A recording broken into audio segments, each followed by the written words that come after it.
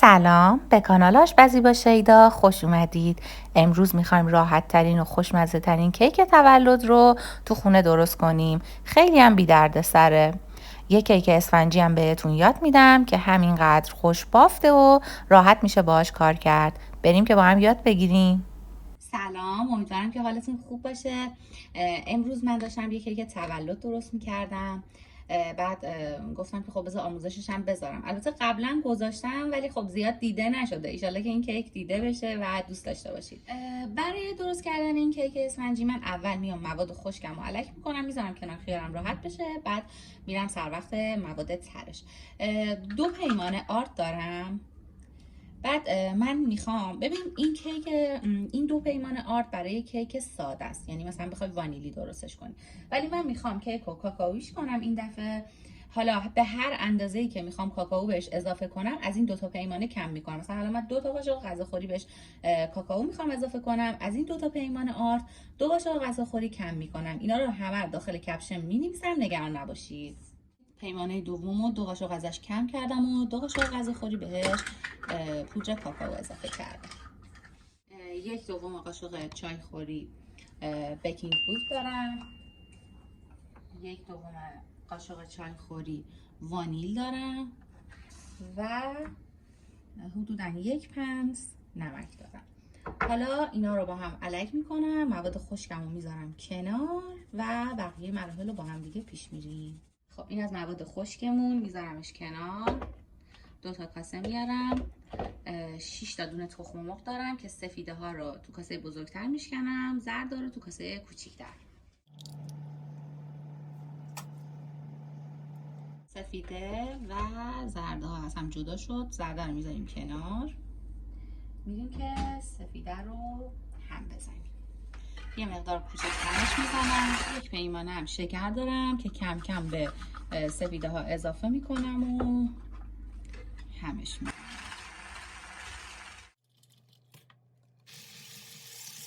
سفیده ها رو تا جایی هم میزنیم که سفید و برفی بشه و وقتی کاسه رو برمیگردونیم از کاسه نریزه. ببینید به این مرحله که رسید رد پره ها روش میمونه. برش میگردونید از کاسه نمیریزه. این یعنی الان به مرحله فرم گرفتن رسیده. حالا تو این مرحله دونه دونه زرده های تخم مرغ رو اضافه میکنیم و هم میزنیم. بعد از اینکه تخم مرغا رو اضافه کردیم 1/4 پیمانم بهش آب اضافه میکنیم که ویدیوش گرفته نشده، مجبور شدم که اینجا بهتون بگم.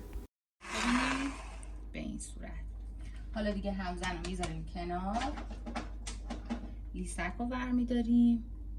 این گوشه های کیکتون رو همیشه پاک کنید و دوباره به مواد کیک، یعنی با مواد کیکتون مخلوط کنید تا کیکتون بوی بدی نگیره. مواد خشکی که به موادمون اضافه بشه کم کم طی 2 تا 3 مرحله. یه بار که الکش کردیم دوباره الکش میکنیم و به صورت دورانی به این حالت هم میزنیم که پف زرد و سفید هامون خوابیده نشه و این مرحله بسیار مهمه.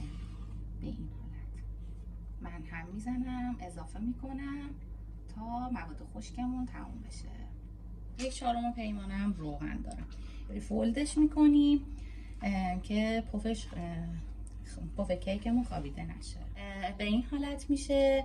حالا ظرف مورد نظر رو میارم، روغن آرد پاشی میکنم و مواد میریزم داخلش. قالب مورد نظرمون رو من روغن آرد پاشی کردم. میتونید از روغنهای جدا کننده هم استفاده کنید و مواد کیکمون رو به آرومی داخل قالب میریزیم. حدودا باید 2/3 از قالب رو مواد بگیره. تکون میدیم سطحش صاف بشه.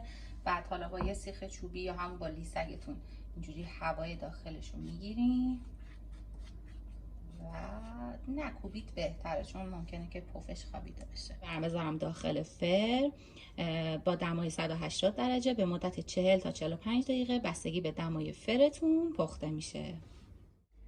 کیکمون حاضر شد. ببینید کاملا پف کرده، اسفنجیه و اصلا گنبدی نشده و همطور که میبینید بافت خیلی خوبی داره.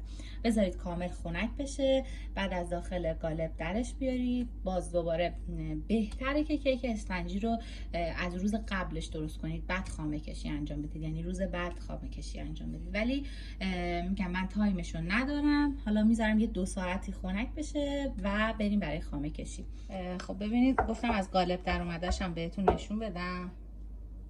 کاملا اسفنجیه، کار کردن باهاش راحته، شما هر کاری کنی این اتفاق براش نمیفته. حالا میتونید اینو بسته به سلیقه خودتون 2 قسمتش کنید یا 3 قسمتش کنید. من الان اینو از وسط به 2 قسمت تقسیمش میکنم.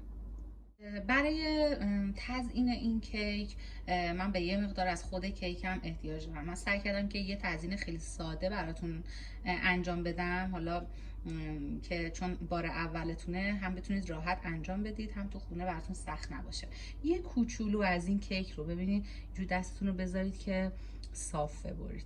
یه کوچولو از این کیک رو ور میدارم که برای تزیینش استفاده کنم. همین مقدار رو برداشتم، اینو باید حالت پودرش کنید. این خامم، حالا هر خامه‌ای که خودتون طعمش رو دوست دارید رو از قبل از داخل فریزر درش بیارید و به این حالت که از کناره ها شروع به آب شدن کرد و وسطش همچنان یک مقدار سفته. ببین زیادم سفت نباشه، چون اگه زیاد سفت باشه خامتون زود فرم میگیره، یعنی فرم کاذب میگیره، اون یخودن خامه است که فرم گرفته. اگه زیادم شل باشه خامتون فرم نمیگیره و شل میشه و نمیتونید باش کار کنید. به این حالت به اصطلاح میگن شبیه بستنی که در حال آب شدن هستش شدش. اینو با دور کند همزن اول همش میزنیم که حالا این قسمت های سفت‌تر و شلتر با هم یک دست بشه بافتش. بعدش با دور تند همزن هم میزنیم حدودا 7-8 دقیقه تا فرم بگیره و رد پره ها روش بمونه و خودتون متوجه میشید خامتون به اون فرم دلخواه رسیده. حالا من اینو هم میزنم که با دور کند هم میزنم که بافتش یک دست. ببینید الان با دور کند همزن زدم کاملا یک دست شد بافتش. حالا با دور تند حدودا 7-8 دقیقه میزنم که فرم بگیره. ببینید خاممون کاملا فرم گرفته و وقتی همش میزنیم به دیواره ها میچسبه، پرتاب میشه و اینکه به اصطلاح میگن رد پره ها روش میفته. این خامه حاضره. برای وسط کیک من یک مقدار از خامه رو برداشتم. موادی هم که برای به اصطلاح بهش میگن فیلینگ کیک استفاده میکنم موز هستش و گردو. شکلات هم میتونید بزنید، شکلات چیپسی خوشمزه میشه. من الان نداشتم.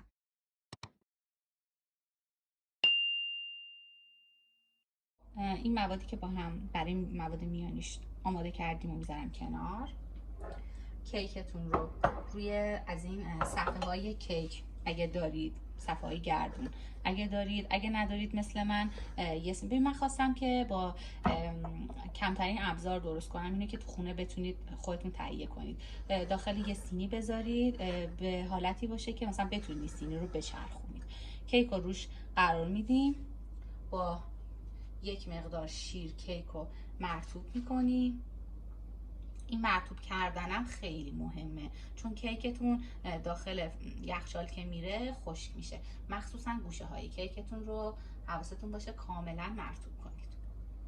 سطح کیک رو کاملا با شیر مرطوب کردم. مواد فیلینگم رو میرزم روی کیک. با همین لیسک هم میشه کار کرد. خب به همین حالت نگاه کنید، به حالت رفت و برگشت همه قسمت های کیک رو با خامه آغشته کنید. خامتون هم باید یک دست باشه که کیکتون صاف بشه. ولی اگه از این تهیه کنید، از این کارتکا تهیه کنید، خیلی کارتون راحت تره. ببینید به این حالت رفت و برگشت. به یک میزان تمام قسمتاش خامه زدم.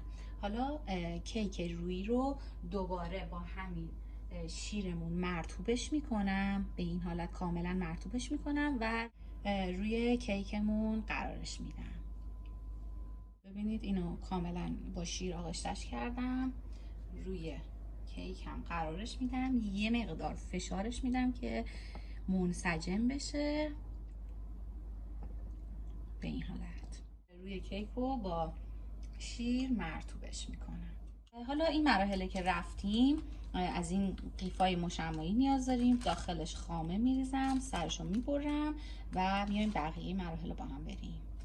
داخل قیف ریختم، قسمت انتهاییشو برش دادم. حالا به این حالت از این پایین شروع میکنم به خامه زدن کیکم تا به سمت بالا.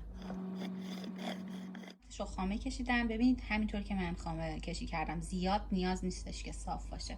از این کار تکاور میدارم، دور تا دور کیک رو به این حالت کیک رو میچرخونم که خامه اضافه کیک برداشته بشه و کیکمون صاف بشه. برای تزیین کیک امروزمون همینقدر خامه کشی کافیه. یعنی نیاز نیستش که ما خیلی حرفه‌ای و صاف خامه کشی کنیم. حالا همین خورده کیکامون رو کاملا خوردش میکنیم به این حالت. حالا اگه مثل من یه ذره کیکتون روشن‌تر بود، یه قاشق هم بهش پودر کاکائو اضافه کنید که من اضافه کردم، تیره شد، خوشگل‌تر شد. این رو به این حالت به گوشه های کیک میچسبونیم.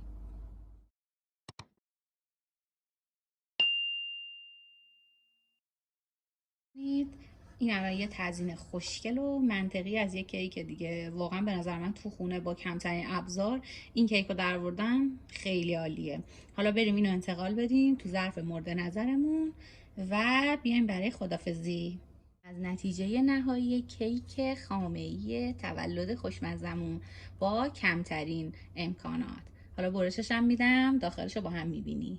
میریم یه برش هم بزنیم از این کیک هیجان انگیز که البته من باید میذاشم اینو داخل یخچال که سفت میشد، ولی خب چون خواستم به شما نشون بدم یه برشم از این کیک براتون. ببینید، وای ببینید چی شده بچه. یه لحظه صبر کنید، یه چنگال مهارش کنم نیفته. اینم از کیک خوشگل خونگی خامه‌ای تولد خوشمزه ما. میذارمش روی بشقاب. خب اینم برش خورده‌اش. ببینید شما وقتی مواد فیلینگ رو با خامه مخلوط میکنید و میذارید، خیلی یه دست‌تر و خوشگل‌تر میشه به نظر من. برش که میدید کیکتون صاف و صوفه. همچین اینم از نتیجه نهاییش. همینقدر ساده، خوشگل و خوشمزه درست شد. امیدوارم که درستش کنید، دوستش داشته باشید، کنار خانواده بهترین لحظه ها رو تجربه کنید.